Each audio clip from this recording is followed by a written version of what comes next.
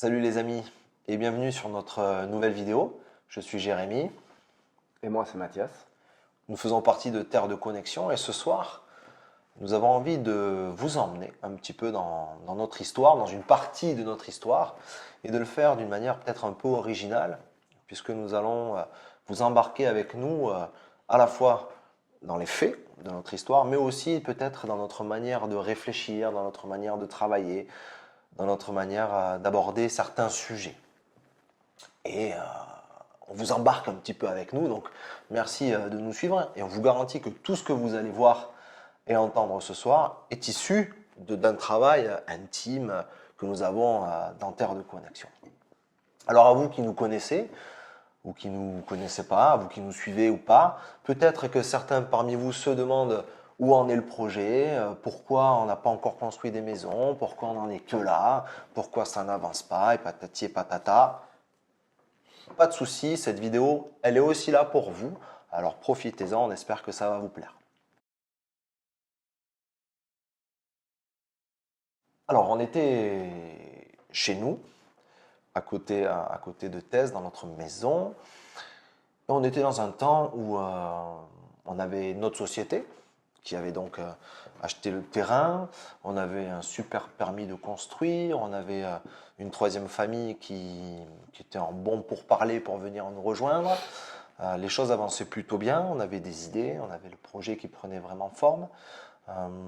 Mais pour autant, on se demandait quand même rapidement quelle était la stratégie à adopter pour que la suite prenne forme. Hein. Je vous l'ai dit tout à l'heure, la construction de maisons, la mise en mouvement un peu de ces constructions-là. Et c'est vrai que bon, c'est pas honteux de dire qu'on s'est retrouvé peut-être un peu bloqué, un peu dans des impasses, voilà, pour des raisons à la fois de réflexion et surtout des raisons financières aussi. Donc bon, on était un peu peut-être découragé et c'est toi, je crois, qui nous a lancé une citation, une réflexion qui nous a bien plu. Et quand on a compris qu'elle était tirée d'un livre, on s'est dit, bah, faut qu'on lise le livre, parce que c'est plus intéressant. Alors c'est un tout petit livre en plus, mais qui se trouve dans un plus grand livre que lui. Alors le plus grand livre, c'est la Bible. Voilà, vous connaissez la Bible. Et le petit livre, c'est celui du prophète Agé. Et donc nous avons lu ce texte-là ensemble, on s'est pris au jeu. Et vous pouvez, vous, si d'ailleurs vous avez envie, le retrouver sur Internet ou chez vous, si vous avez une Bible, cherchez Agé et lisez-le. Et comme ça, on vous en parle. Ne paniquez pas. Hein. Avant d'attaquer la lecture d'un livre un peu ancien, un peu complexe peut-être d'abord, il faut en aborder le contexte, savoir un petit peu comment il a été écrit, par qui, pourquoi, comment. Et donc, c'est ce qu'on a fait. On s'y est penché, on a réfléchi, essayé de trouver ce qu'était le contexte. Et Mathias nous a beaucoup aidé. Et donc, on vous propose un petit contexte du livre d'Agé par Mathias. Ouais, donc cette histoire se passe au 6e siècle avant notre ère. Et dans cette histoire, en fait, les antécédents, c'est le peuple d'Israël qui a été déporté dans le royaume des Perses à Babylone. Peut-être certains connaîtront cette histoire, qui a fait beaucoup parler ou écrit beaucoup de chansons derrière. Et sous Cyrus, l'empereur des Perses, le peuple revient en Israël, revient à Jérusalem, et financé par donc le roi des Perses, ils peuvent reconstruire à la fois la ville, leur maison, l'autel, et puis les bases du temple, les fondements. Une fois qu'il y a sur place, il y a quelques personnes qui s'opposent à la poursuite de la construction et les constructions s'arrêtent. Et 16 ans plus tard, les gens commencent quand même à améliorer leur maison, à améliorer les situations qui peuvent et qui ne se voient pas trop de l'extérieur ou qui ne nécessitent pas. Mais le prophète Agé vient délivrer son message pour susciter deux, trois choses qui ne vont pas. Notamment le fait que le temple ne correspond pas à la gloire qu'il avait précédemment. Et le temple était la symbolique d'un lieu de connexion avec le divin, puis un lieu de connexion collective. C'est-à-dire que c'est les gens ensemble qui allaient là-bas pour pour se connecter à Dieu.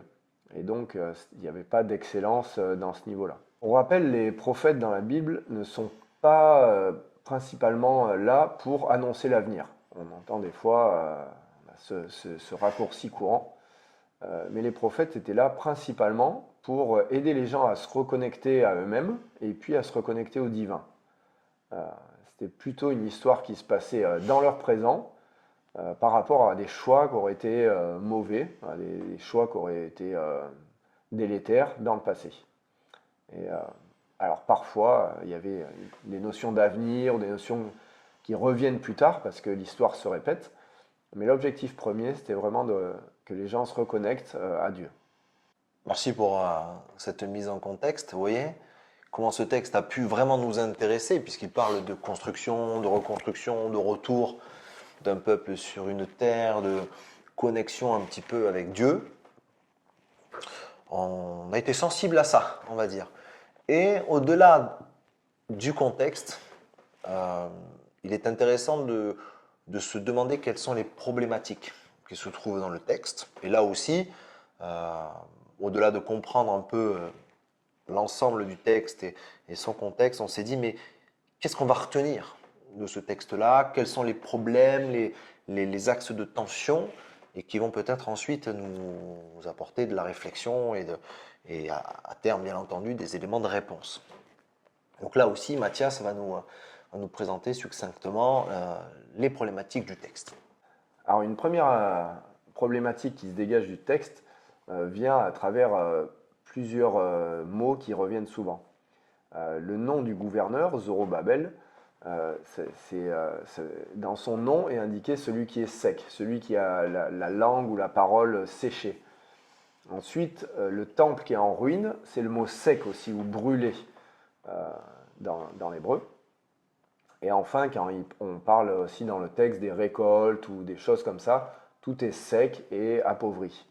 Et on voit que les gens de l'époque sont desséchés et sont fatigués. On voit aussi dans le texte qu'ils sont jamais rassasiés. Ils ne trouvent pas satiété. Les récoltes ne sont pas abondantes, mais même ce qu'ils mangent ne les nourrit pas, le vêtement ne tient pas chaud. Et je trouve que ce verset ressemble à des cas qui peuvent être beaucoup d'actualité, où on peut aussi être et voir des contemporains dans cette situation un peu sèche, sans espoir, alors que peut-être on aurait des éléments, on aurait des choses positives, mais on peut rester sec parfois. La deuxième problématique qui peut se dégager du texte, c'est la maison de Dieu qui est peu glorieuse. Comme je disais au départ, ils avaient reconstruit juste l'autel, qui servait donc à faire les offrandes à Dieu, et les fondements du temple. On pourrait dire comme les fondations d'une maison. Mais en gros, il n'y a pas de maison. On en est juste là, comme s'il n'y avait pas d'habitation, comme s'il n'y avait pas de lieu pour demeurer dans cet endroit. Et donc, on est vraiment à l'étape basique du bâtiment. Il faut considérer comme s'il y avait le bâtiment, mais sans le bâtiment. Il n'y a que l'extérieur. En parallèle de ça, cette maison, donc je disais, n'a que ses fondements. Et en parallèle de ça, les habitants, chose légitime peut-être, ils sont là depuis une quinzaine d'années, ont ce souhait de vouloir améliorer leur maison. Le texte dit l'embrisser, c'est-à-dire la couvrir et y faire des beaux revêtements, l'embellir. Ils ont ce souhait d'embellir l'intérieur. La troisième problématique qu'on retrouve dans ce texte, c'est un thème qui est récurrent et qu'on trouve dans plusieurs passages, notamment plusieurs prophètes de ce Premier Testament. Il est question en fait de rester fidèle à l'alliance de Dieu, de rester d'un cœur sincère. L'hypocrisie est toujours condamnée dans le texte biblique.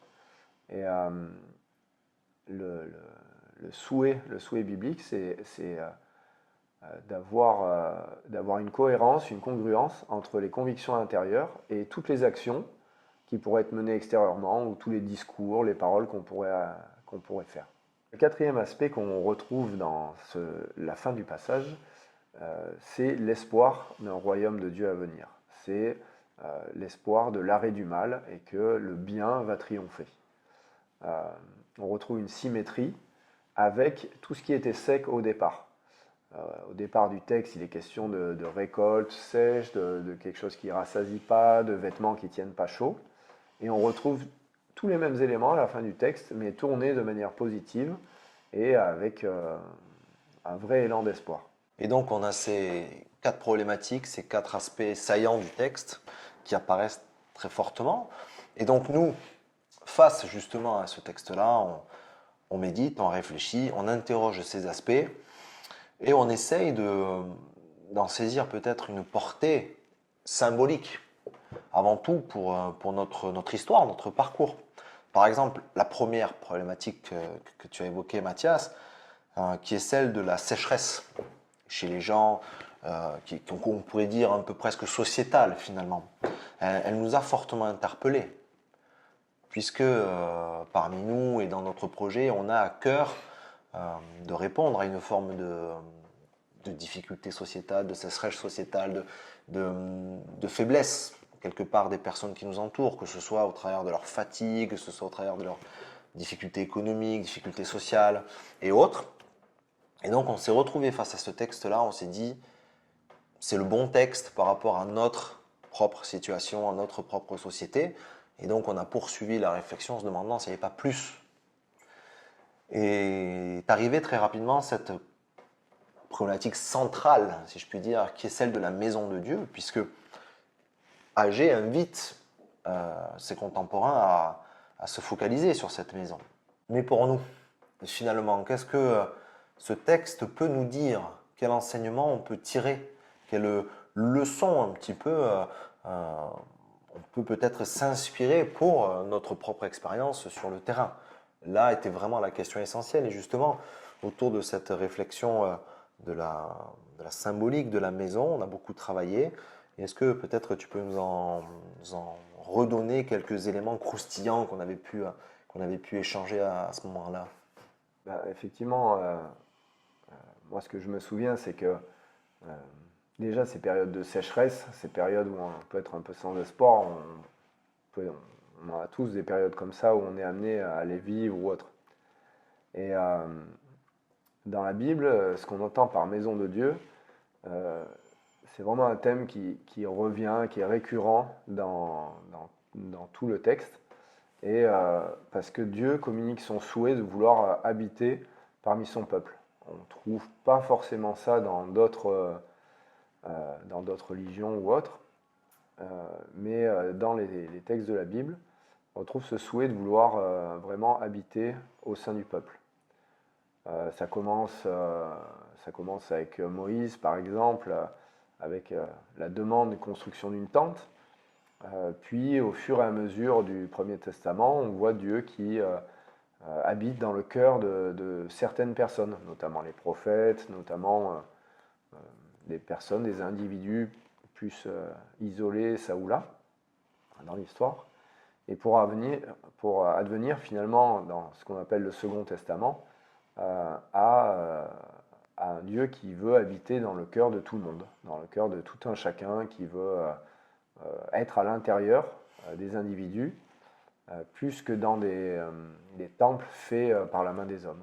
Donc ce souhait d'habiter parmi nous, c'est en fait pour rentrer en relation, rentrer dans une relation profonde. Dieu aime les relations, Dieu aime les relations qui fonctionnent. Dieu aime quand ça marche. Ce qui se dégage du texte, c'est ça. Il communique l'importance, notamment de s'aimer les uns les autres. Il communique l'importance de prendre soin des faibles, de prendre soin de la veuve et l'orphelin, comme on dit couramment, de prendre soin des pauvres, de prendre soin de ceux qui sont en difficulté.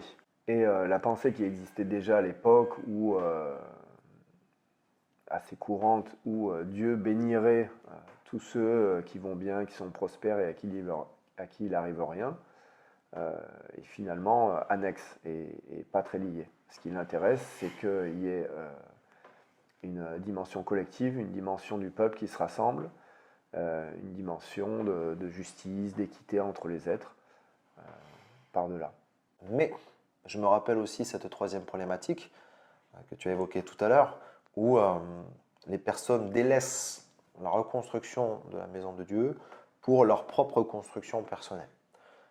Et qu'il y avait tout un tas d'enjeux là derrière cette problématique-là. Et nous aussi, on a fait le pari de quelque part s'interroger, faire une introspection un peu profonde de nos motivations, de nos cœurs, de nos centres d'intérêt, de nos envies. On a fait en tout cas ce pari-là. Donc, qu'est-ce qu'on en a tiré de ce temps un peu d'introspection, de réflexion pour nous? Est-ce que tu te souviens? Est-ce que tu peux nous redire un peu? Oui, quand on regardait le texte, il y a le fait, là, une question qui vient, là. Est-ce que c'est légitime de s'occuper de sa maison alors que la maison de Dieu est en ruine? Ben, quelque part, du texte se dégage que oui, c'est-à-dire qu'avoir sa maison, c'est par ça qu'ils ont commencé. Ça fait partie du besoin primaire d'avoir un toit au-dessus de sa tête. Ce que le texte vient mettre en question, c'est l'embellissement. Voilà. Les gens rentraient dans l'embellissement de leur maison avant de rentrer dans l'embellissement de ce temple, qui était le symbole de la connexion les uns avec les autres, de la connexion avec Dieu, et donc quelque part de la connexion à soi-même. À au moins 2 reprises dans le texte, il y a un verset qui dit examinez vos cœurs et vos chemins. J'aime à penser que vos cœurs, au pluriel, indiquent ce qu'on appellerait aujourd'hui les émotions, un cœur d'un côté, et la raison, l'intellect de l'autre. C'est-à-dire qu'il faut prendre en compte ces 2 aspects. Et puis vos chemins, il est question en fait d'action, d'œuvres à mener, de où on va, de quelles actions on va pouvoir mettre en place, qu'est-ce qu'on va pouvoir entreprendre. Ouais, en tout cas, euh, j'espère que vous comprenez à quel point ce texte d'Agé a pu résonner très fort dans notre histoire, dans notre parcours, et comment très concrètement il est aussi venu impacter la réalité de nos décisions, de nos stratégies et de notre positionnement actuel. On s'est peut-être un peu défocalisé de certains aspects de notre projet pour se préparer à aussi développer d'autres aspects. Et si vous nous suivez, vous savez sans doute de quoi on parle et vous saurez aussi nous retrouver par ailleurs. En tout cas, on finit avec ce dernier aspect du texte qui est plus positif, plus optimiste, puisqu'il nous livre un petit peu les promesses, les éléments qui découlent de l'obéissance du peuple à la reconstruction du temple, de la maison de Dieu. Est-ce que là aussi, Mathias, tu veux bien nous, très rapidement et de manière linéaire, nous rappeler les éléments que Dieu promet et réengage avec le peuple?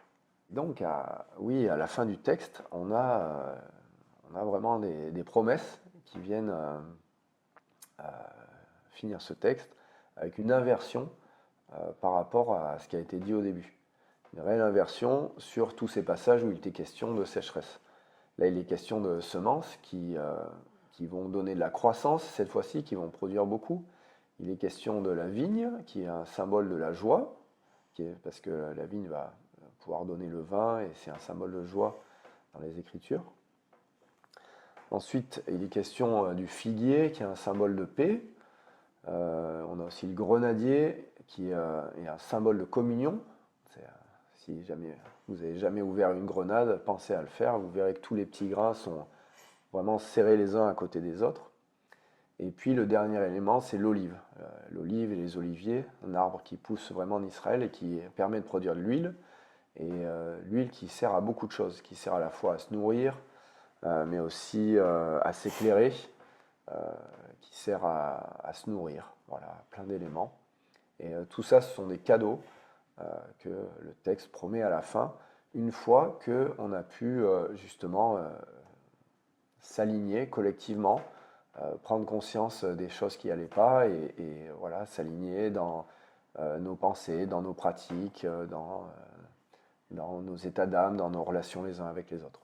Ouais, en tout cas, quand tu parles de cadeaux, c'est vrai que pour nous, c'est venu nourrir notre espérance. Très profondément, on avait quand même la sensation d'être dans le vrai, d'être un peu au bon endroit, au bon moment, et puis avec quand même ce besoin peut-être de réaligner certaines choses. Il y a un dicton qu'on aime bien, c'est, je crois, charité bien ordonnée. On commence par soi-même. Ouais, c'est ça. Donc on était un petit peu là-dedans. En tout cas, on vous a présenté un peu plus de notre histoire et aussi, comme promis, notre manière un peu de réfléchir et de travailler. Alors, c'est pas tout le temps comme ça, bien entendu, mais par moment, il est bon aussi de se retrouver ensemble, de s'arrêter, de réfléchir, de questionner des sources que l'on a pour cheminer et aller plus loin ensemble. On espère profondément que ce partage vous a plu et que vous commenterez, que vous réagirez, que vous n'hésiterez pas en tout cas à nous solliciter si besoin. On vous dit à bientôt sur Terre de Connexion. À Merci. bientôt.